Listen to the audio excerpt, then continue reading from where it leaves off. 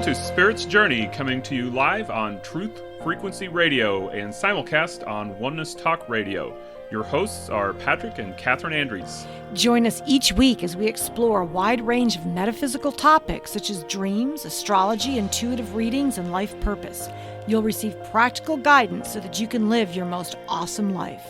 Learn more about what we do at intuitiveschool.com and connect with us on Facebook at Spirit's Journey Radio. Welcome to Spirit's Journey. We are coming to you on Truth Frequency Radio, simulcast on Oneness Talk Radio, among others. For instance, did you know that you can find us on iHeartRadio, TuneIn, and TalkStream Live? We're here in the Heartland, holding the energy for spiritual truth and awareness. I'm Patrick. And I'm Kathryn. Welcome, everyone. So we have a special show today. We're going to do something a little different. We have on a couple, David and Gail Mathews, two metaphysicians that we have known for many, many years. Welcome, David and Gail. Well, thank you very much. We've had David on before talking about his heart health programs. And tonight we're talking about metaphysics in general. And as couples who are both on a spiritual path, what that's like. So I wanted to start out by asking you guys what you think is different about your relationship and the fact that you're both spiritual, metaphysical, and you live your life knowing about the metaphysical principles. How does that set you apart from the average couple out there? We have common goals and a common belief system, and that's what's held us together.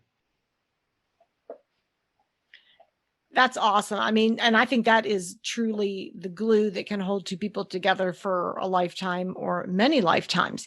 But so more deeply, how does that help you when you have conflicts or, you know, the ups and downs of raising kids and all that? How do you bring in the metaphysical to help navigate those problems?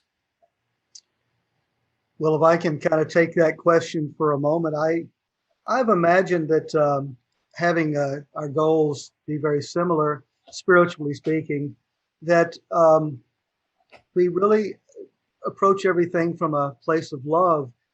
And our goal is to grow closer together. And we've just learned through the years how much easier it is when we accept each other as we are, different, and the differences that we do have, that our love has actually been growing deeper and deeper through the years as we grow deeper and deeper within ourselves, as we love ourselves more and more deeply.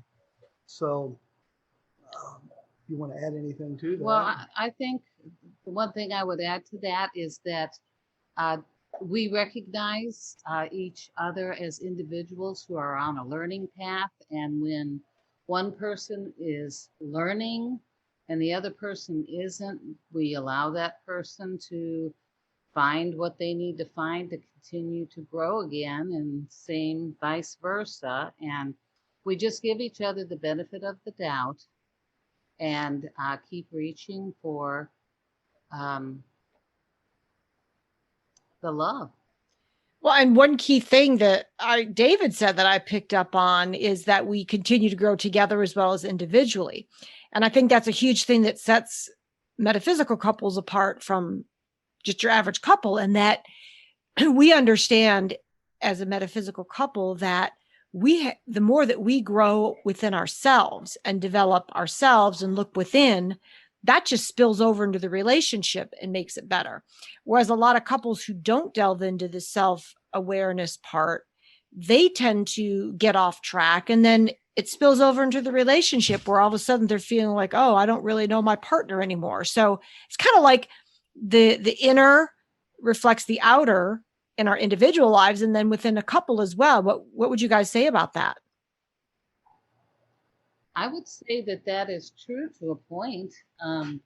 But the next point of that is that we give each other the benefit of the doubt that we're going to take that step beyond where we're stuck and continue on.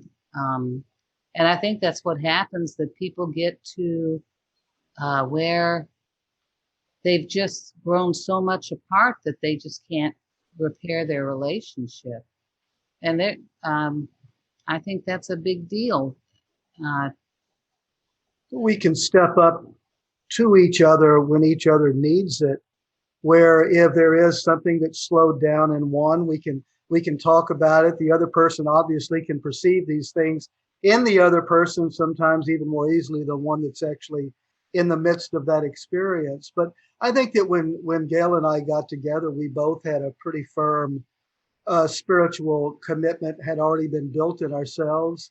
And that's what drew us together to begin with. And so we were truly, in so many ways, meant to live our lives together, that it's really been, of course, it's had its challenges, but those challenges were relatively easily met through the years, where now we know each other so well that we get beyond our challenges almost instantaneously, where I can remember in the beginning, of course, there would be times that it might linger for a time, those senses of challenge between us, where one person might have said something and the other holds it in themselves for far too long. Well, I don't think that happens near like it once did.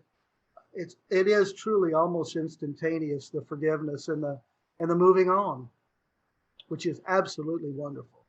So you mentioned earlier that you have common spiritual ideals that help you work together as a couple. So could you describe the basis of what those core ideals are? Well, in my vows to David, I did not vow to love, honor, and obey. I vowed to grow with him until we can become one with God and one with the Christ principle. And so we have this belief in God. We have a belief in the Christ principle. We do have a belief that this is a journey of learning, and that it's easier to learn together than not. I mean, single people, there's just so much more you learn when you're married and you have kids. I think that's the biggest part. And that's what I was looking for in a guy. Somebody who's willing to learn and grow with me. Well, and I think you're right, Gail, because I know people that live alone. And I think what happens is you have nobody to, bounce things off. You have nobody to challenge you on anything. You kind of just like get to roam around in your own thoughts all day. So unless you have a very active life with a lot of things going on, I think the opportunities for growth for somebody who's single living by themselves are way less than somebody in a relationship or somebody living in a community, at least surrounded by people with things going on.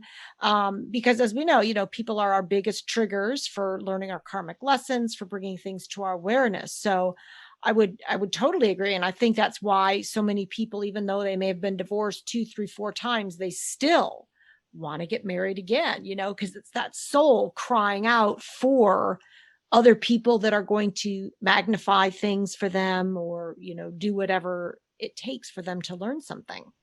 I think that's true. I have to laugh because one of our daughters, Ikorkium, she had a baby girl, and she came up to me a little while after the baby was born, and she said, "Mom, I want you to know I'm sorry for how I treated you when I was a teenager, and I know how hard it was for you to be with me and teach me." She goes, "I now understand. And nobody else will understand until they become a parent what you and Dad went through with all of us." And I said, "Wow, thank you. That's wisdom." Yeah, wow. That's so true. So, okay. So let's get into some journeying about how you guys got on the spiritual path. And David, what about when you went to the Seed New Age Center and you had a spiritual experience that kind of changed you? What could you share about that?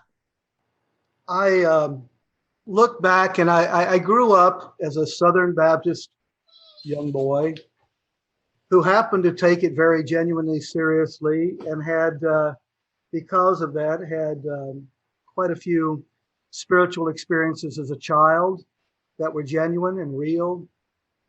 But there were always questions lingering, as there are in so many people, that that the religion just does not seem to be able to answer satisfactorily. And when I went off to college in the early 70s, it was a time where I decided it was for me to begin a deeper exploration of my spirit. And I was at Seed New Age Center. The reason I mentioned that was I remember specifically sitting on a picnic table outside the health food store, which it was, and I was actually in prayer, deep prayer. And I even spoke it out loud as I was speaking to God. I said, God, I'm about to go on an adventure, and I know that you will accept this for me to do because it's only appropriate. But it was going against so much of my upbringing in a Christian faith, because what that venture was going to be was I was going to venture into every religion, philosophy, psychology, spiritual discipline, metaphysical concept that I could possibly explore. And it was a transformative experience because basically my inner being gave my outer conscious mind permission to begin this journey. And after that permission was given, I began the journey in earnest, beyond anything I thought I would actually do. I didn't know what I might expect, but the books came in, the reading and the underlining and the understanding of various things. And what ended up happening as I explored the religions of the world was I began to see commonalities, not differences. And I began to understand things on deeper levels, even without reading interpretations of things, where the esoteric understandings of truth became most evident in my conscious mind as I was able to perceive them in my inner consciousness. So that was a springboard moment for me that I will certainly never ever forget. So have either of you had an experience with like a spirit guide or guardian angel? I know sometimes people talk about that being kind of like a jumping off point into their spirituality. Have either of you experienced that at any point? Oh, absolutely. I've always known I've had a guardian angel. And the love that I felt from her, the buzzing in the ear that I get sometimes from her when I'm thinking about something, there's just always, I mean, she's just a constant friend to me, and I talk to her all the time. And so what's been some of the profound guidance? Because I've heard that guides are not actually supposed to tell us what to do. Rather, they're just supposed to be there as, a force of love, a force for good, rather than, an authority telling us what to do, because they cannot interfere with our free will. So how do you use your guide? Is it to ask advice? How would you describe your relationship? Well, for me, I usually ask her for guidance when I've already worked on an issue for a long time and I've come to a brick wall that I can't get through. And she won't break the brick wall down for me, but she'll maybe gives me some insight of something that happened when I was younger and how that applies to where I'm at, so that I could take it from there and continue on. Sometimes she'll say stuff like, well, you need to imagine past this brick wall. What's it going to be like once you're past it? So it's not like she's giving me information. She's giving me nudges, and it's only after I feel like I've earned them because I have worked on it. So do you see her as a guide or guardian angel, or do you see a difference between the two? I don't see a difference between the two. I see her, I call her more of a guide than a guardian angel. I do know that I have gotten out of some dangerous situations just because of the urging that I got from her. But she's more of a guide. And so, David, you have had a profound experience with a feather. What did the feather teach you? Well, the only way I can answer that is to kind of give a story. Would that be okay? Of course. Okay. During my years of learning what metaphysics actually was, as I started more formally exploring my conscious mind, my subconscious mind, superconscious mind, and less of the studying of text, where I got into my own living of what I had been learning. One day I had my 12-year-old daughter wanted me to teach her some metaphysical concepts and studies. She was only 12, and I asked her, why in the world do you want to do this? And she said she wanted to be like Matilda. And I didn't know what Matilda was, but it turned out at that time, there was a movie out called Matilda, and it was about a little girl who had learned how to, or I don't know how I never saw the movie. She was telekinetic. She was able to clean up her room with her just gleefully smiling and pointing her finger, and things would just happen. So I thought my daughter wanted to learn how to move things with her mind. So I had this bright idea to walk out to our barnyard where we had ducks, many other things, but ducks. I picked up a feather, went back in the house and got a casserole dish.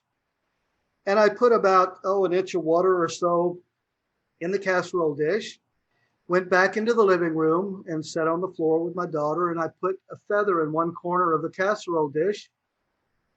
And I told her to move that feather with her mind from that one corner down one side, across the other end, and park it in the opposite corner of the casserole dish.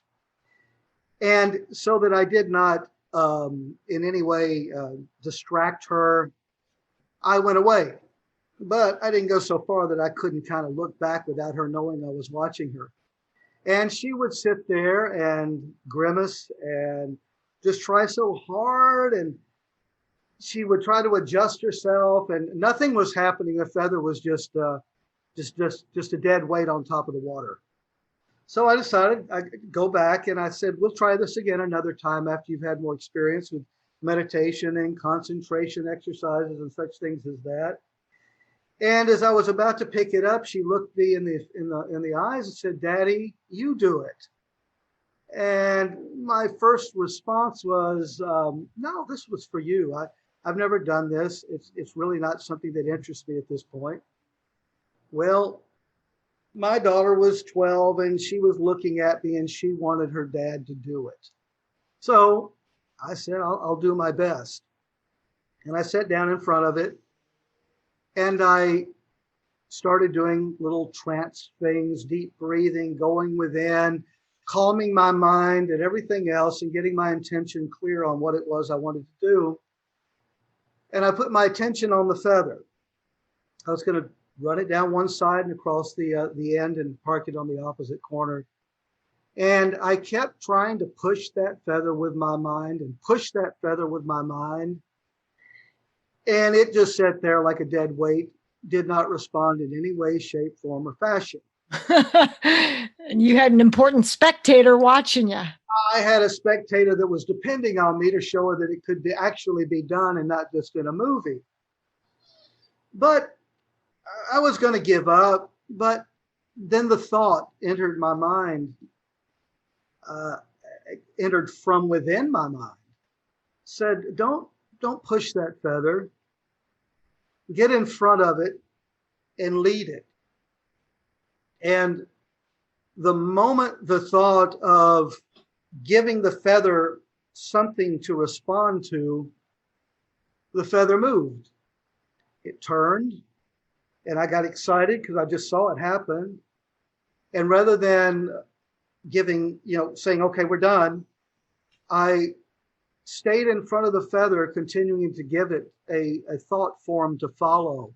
And it followed my thought form down one side of the casserole dish to the corner, and then turned and went to the opposite corner, and it turned and it parked itself exactly as I was leading it to do. And by that point, I'm kind of shaking. And, obviously, it was a life-changing moment for me. And my daughter was staring at me. And I looked up at her, and she said, I'll never forget, she said, "Daddy, you did it. And I'll never be the same." And I said, "Yes, I did." And so we both sat there and just stared back at the casserole dish for a little bit longer in some kind of a trance state. But I realized what I had done and what it meant.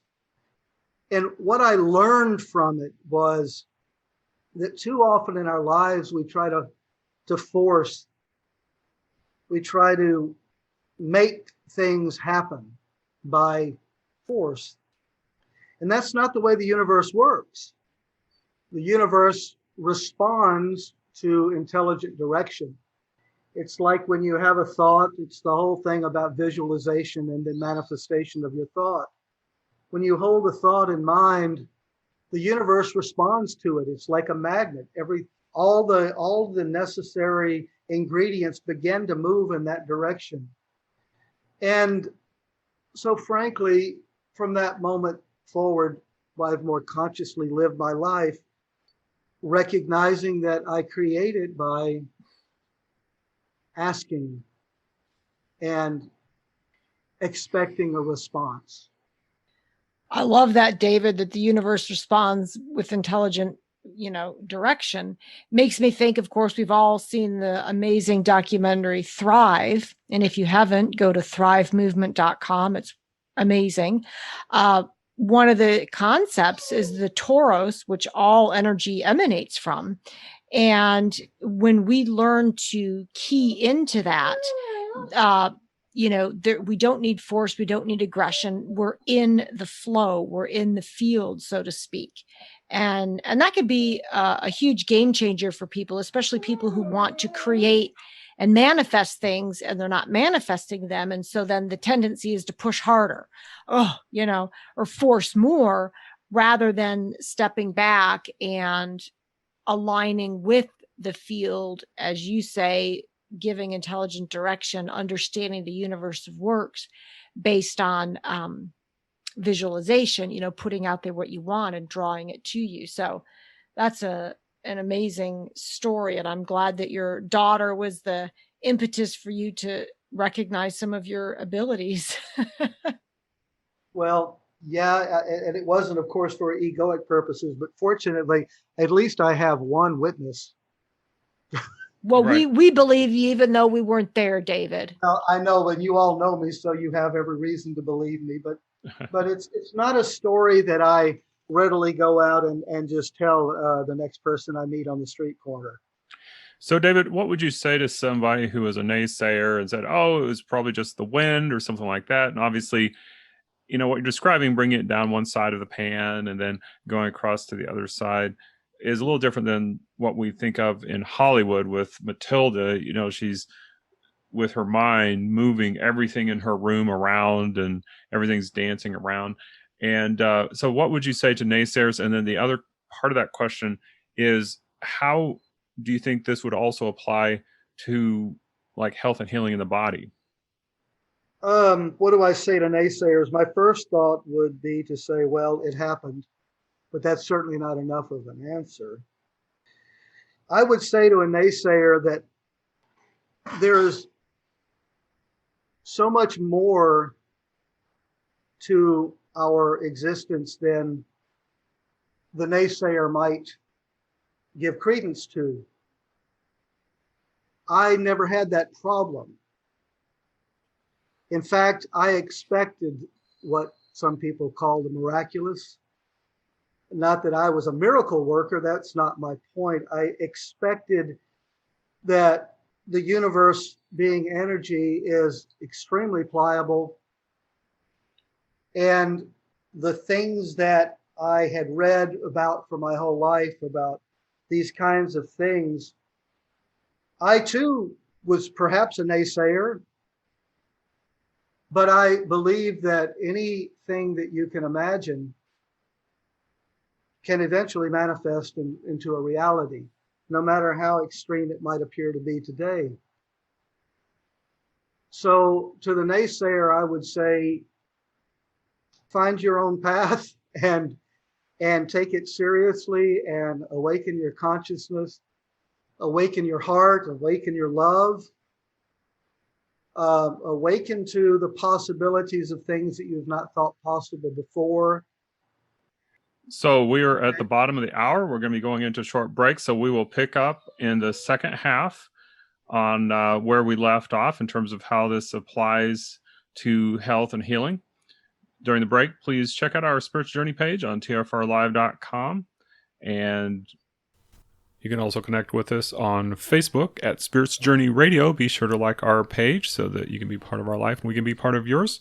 You can study with us or getting reading with us at intuitiveschool.com. This is Spirits Journey on Truth Frequency Radio and Oneness Talk Radio. We'll see you on the other side.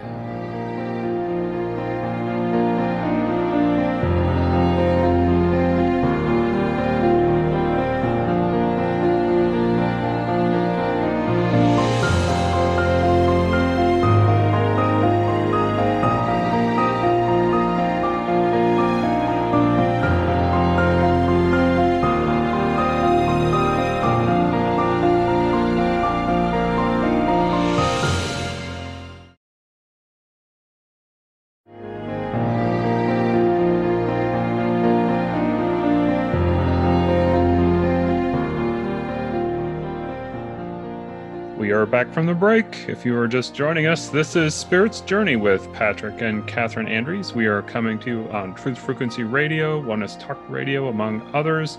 We're here today with David and Gail Mathews. We are talking about spiritual couples and spiritual beginnings.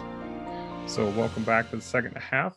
And David, we left off with the second part of the question that I was asking you about with your experience of being able to move that feather down one side of the pan and across the other using only your thoughts, and that experience, how it changed your life. And how would that change your views of being able to heal the body? Well, the answer can be actually fairly simple. A feather is an energy field. It's light. Your heart, the organs in your body, your blood is all made of the same stuff, as is the entire universe is made of the same stuff. And there is one field of that stuff, and it's all completely interconnected and forms a unity. And it's all created by, sustained by, and manifest through thought. So the body is actually one of the simplest things because it's closest to you. It's not like trying to pick up a car and toss it across a parking lot, or even moving a feather across water. It's very receptive and responsive to your emotions that are controlled by your thought. So if you want to be healthy and if you want to heal, maintain that thought that it is your state of being, and your body really has no alternative or option but to respond in kind.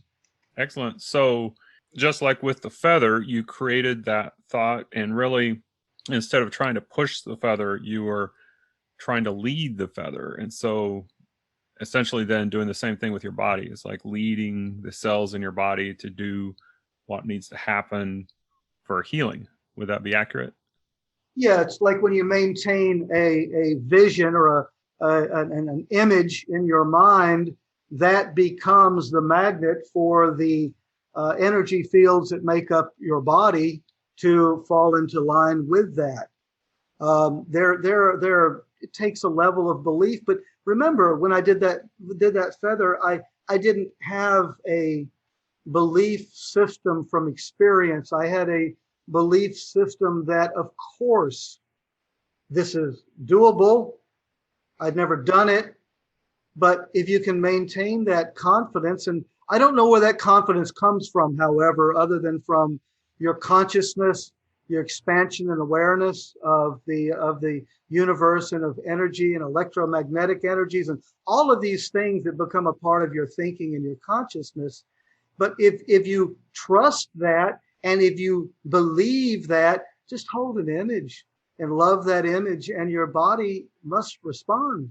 Excellent. So, Gail, this question is for you. So, we've talked a lot about self-awareness, the need for self-awareness, and understanding your dreams and applying the meaning in your dreams to your life is a big part of that. So, what kinds of early experiences have you had with dreams, and when did that get started, and where is your understanding of the importance of dreams now?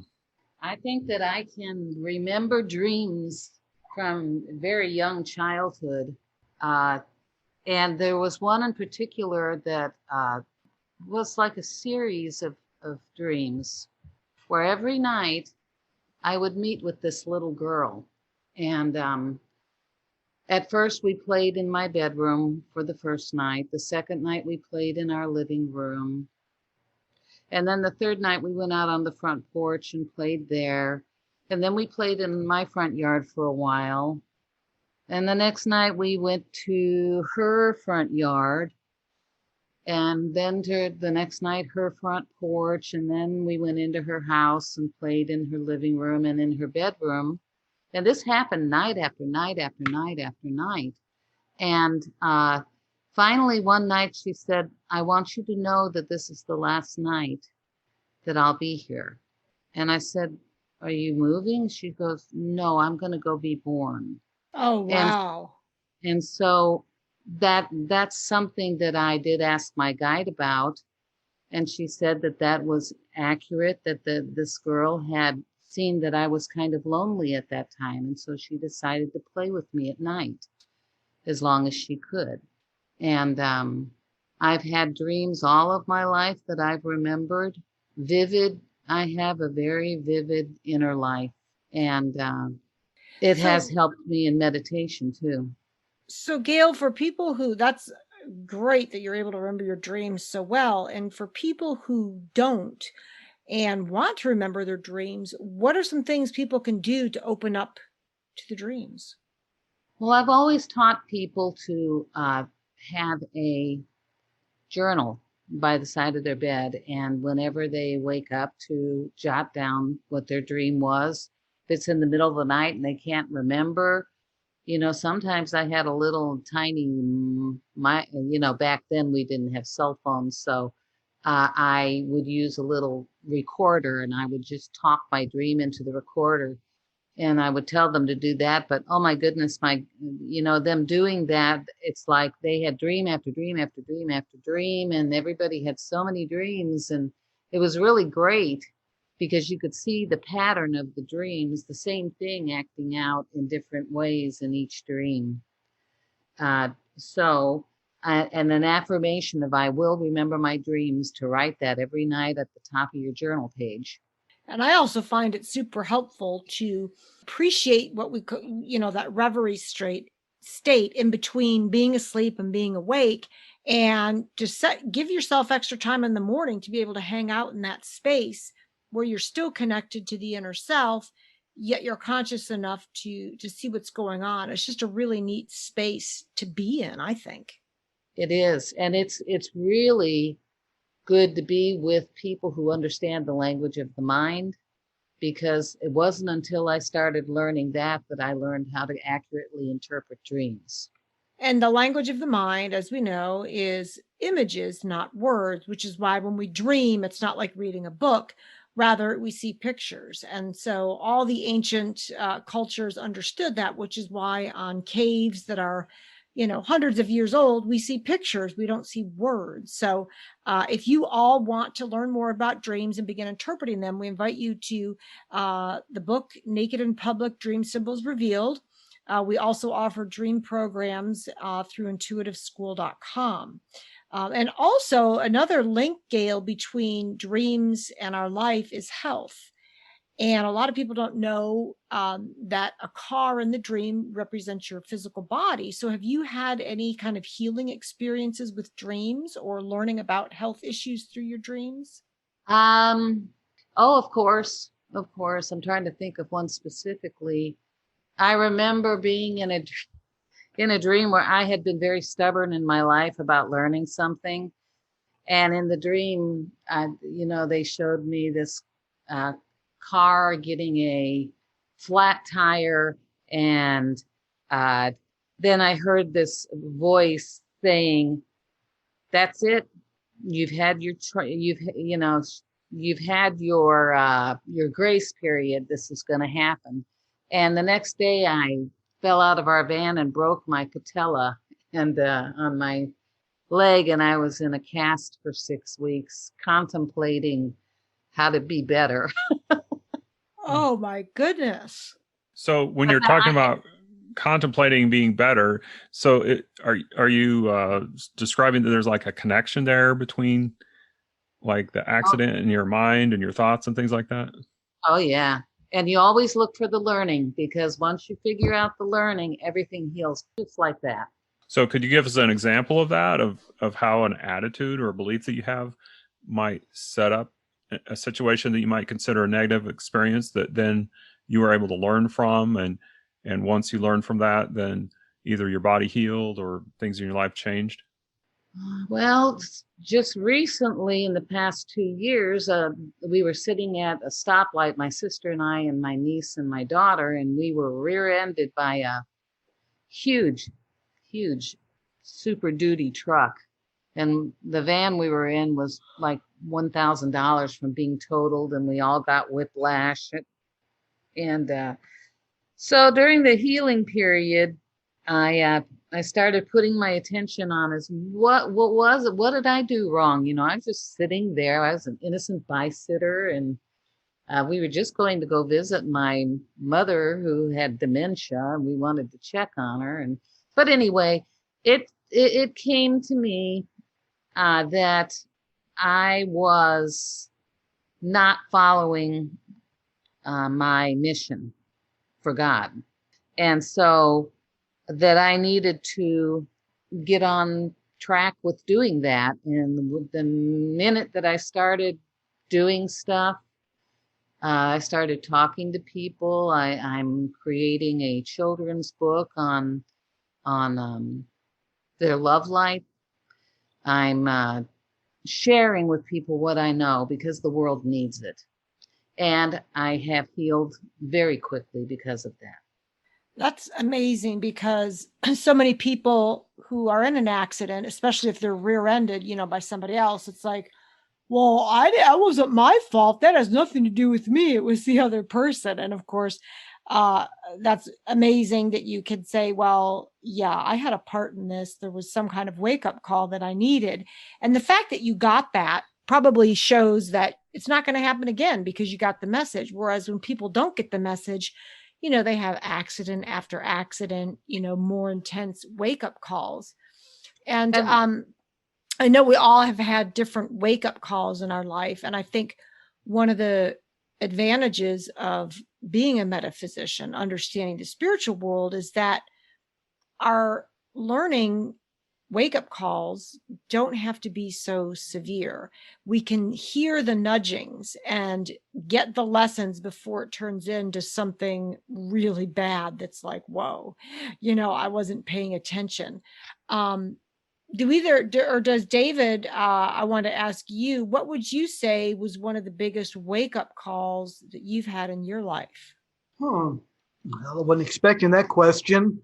Let me see, when was my wake-up call? It could possibly be, but it wasn't like an alarm clock going off. It was a process that involved developing heart disease. That was a wake-up call for sure, to try to determine why in the world, other than genetics, was I experiencing heart disease.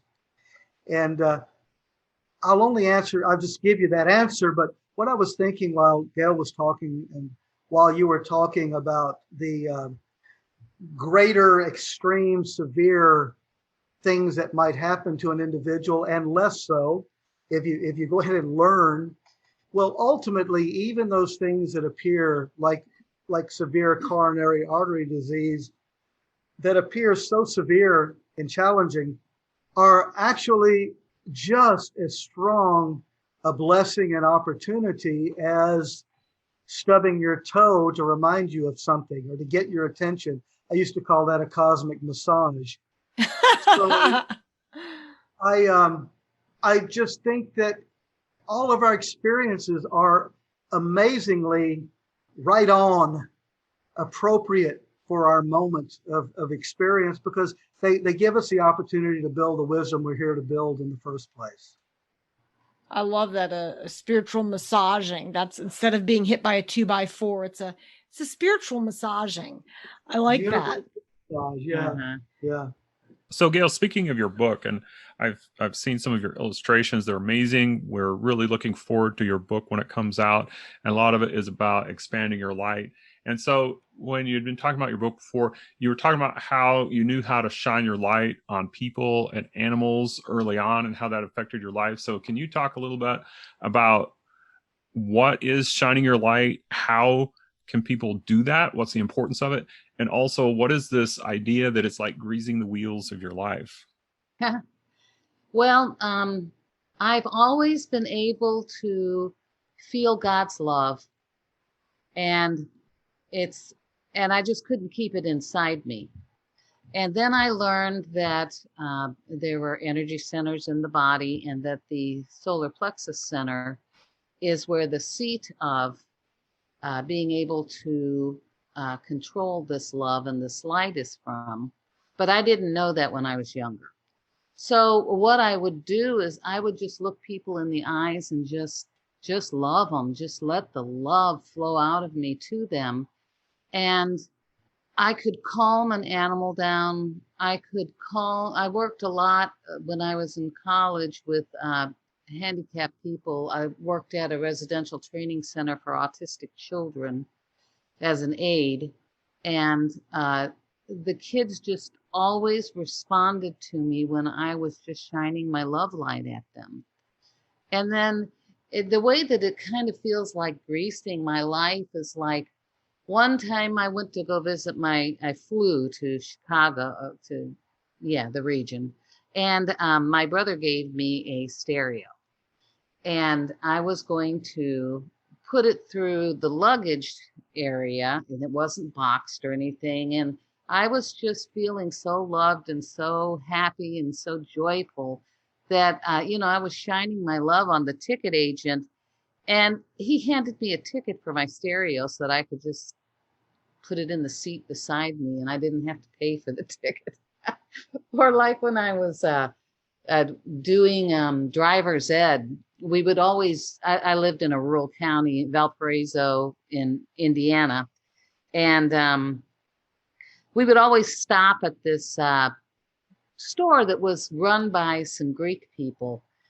And, you could order something to eat. And there was the family ran it, and there was this boy behind the counter, and he just always loved it when I came in. And, I don't think he really liked me, but he responded to my love and me shining it on him, where he would give me free food and charge everybody else, There are advantages to shining your light. Yes, there really is. And, when I worked with handicapped kids teaching special ed, it's one thing that showed me that everybody has the same amount of intelligence, has the same amount of love, has the same amount of spirit, because I could be working with them and I could be looking in their eyes and loving on them for, they tried their best, and it hit me that, they did because they either had a problem with taking in information or getting information out. But when you looked in their eyes, you could see the greatness of their spirit. And I was always told that mentally retarded people were retarded, and, it's not true. Go ahead. I just said we're all God's children. We're the same. True. So if somebody is wanting to practice shining their light with other people while they're going about their day. What is a technique? How can you describe for people to be able to do that if they want to start applying that in their lives? Well, what I used to do with students and what we would do with our children and our family is we would sit down together or stand together in a circle holding hands. And we would have everybody close their eyes and take a deep breath and put their attention at the pit of their stomach and their solar plexus area, and to recognize their light there. And then using their willpower to cause that light to shine brightly until it filled their entire being with love and light. And then we would share it. We would have the light go out of our right hands to the person on the right and accept the love from the person on the left. And we created a circle of love. And this circle of love would spin faster and faster, and we would fill our home with love and light. And we did this not only to teach the kids about that, but that we adopted 5 children after we had raised kids. And so we were forming a new family. And by doing this exercise, this circle of love, it helped us form our family as a cohesive unit. And David would always lead the circle. And then after we had shared love with each other and our lights with each other, we would slow the light down. We would recognize our own light, knowing it was brighter and more beautiful, having been shared with everybody. We'd take a deep breath and exhale, and then we'd go about getting ready for school or whatever it is we had to do then. That's a really cool practice that I think anybody could incorporate. It didn't take hours and hours of time. It's a very little amount of time. And we all know the power of meditating together. So I think I might actually try that in our family, Gail. So thanks for sharing that. And speaking of light, David, you have talked with us before about fingers of light. What does that mean? Fingers of light. Back in my early transitional days, you might say, I learned about in yoga and Hinduism about the pranayama and breathing, and I had a very disciplined couple of years of breathing purposefully all the time. And so I'm talking about pulling in the breath deep, holding it and releasing it as I go through my day, as I'm driving, if I'm standing in line at a bank, if I'm standing anywhere, doing anything. And it was a constant. And by so doing, I found that I was so incredibly calm and at peace, and practicing patience in all these otherwise impatient situations. Well, fingers of light kind of began happening when I realized I was so calm and so centered all the time that when I would look at my hands, I would see the aura around my hands. So many people see auras, but it was new for me. I had never practiced that. And this is before I did any formal practice of it. And I also noticed that as I put my attention on my fingers, as I gave attention, I saw the lights beginning to shoot out of every one of my fingers. So they were like little swords of light.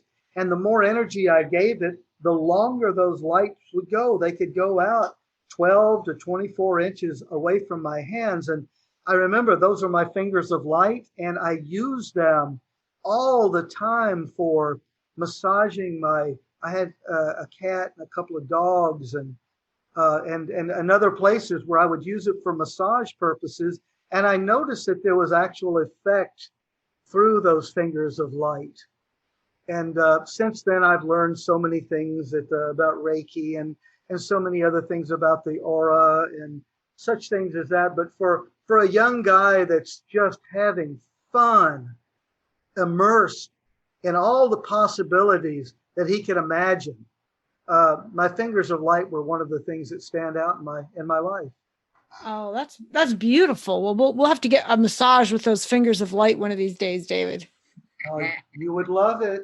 Well, that certainly corresponds with what Gail was talking about shining light with other people. And it definitely makes a connection that there's a very tangible light that is within us, which also leads to the idea that we are eternal beings of light and energy, that we existed before this life and will continue to exist after this life. So have either of you had any kind of a visitation from someone, a loved one maybe, that has passed on? I have. I went up to Indiana because I had a car wreck in my little car, and my dad likes to fix cars. This is before I was married. I was in college. And when we were in the garage, it was a Chevette, and it only used standard screws, not metric. So he pulled out some screws that my grandpa had. He had my grandpa was dead.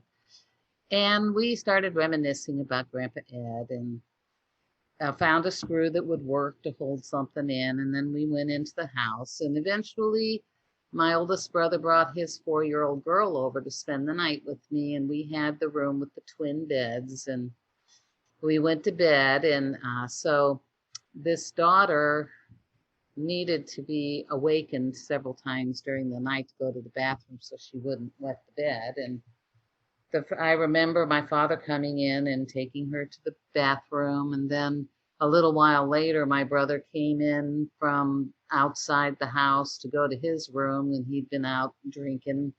And he opened the door to check and see if I was still there. And then I went back to sleep, and pretty soon there was somebody else in the room.